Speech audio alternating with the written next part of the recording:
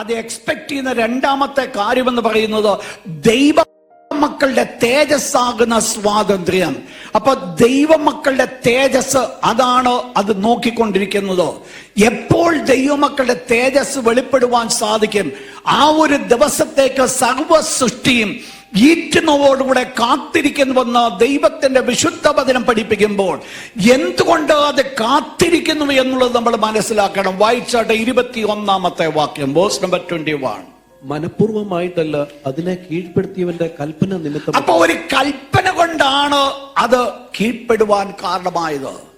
അത് മായയ്ക്ക് കീഴ്പ്പെടുവാൻ കാരണം, ദാസ്യത്വത്തിന് കീഴ്പ്പെടുവാനുള്ള കാരണമെന്ന് പറയുന്ന ഒരു കൽപ്പനയാണ്.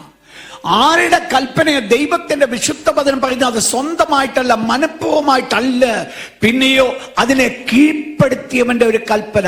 ആരാണ് കീഴ്പ്പെടുത്തിയത്? വായിച്ചാട്ടെ ഉൽപ്പത്തി പുസ്തകം 3-ാം അധ്യായം അതിന്റെ 17-ാമത്തെ വാക്യം, 17-18 വാക്യം. പാപം ചെയ്യുവാൻ ഇടയായിത്തീർന്നപ്പോൾ ദൈവം ശപിക്കുന്നത് മനുഷ്യനെ മാത്രമല്ല, മനുഷ്യൻ മാത്രമല്ല ദൈവത്തിൽ നിന്ന് അകന്നു പോയത്. ശ്രദ്ധിച്ചോണേ, നിങ്ങൾ ഇതിനകത്തൊരു വലിയ ആത്മീയ മർമ്മമുണ്ട്.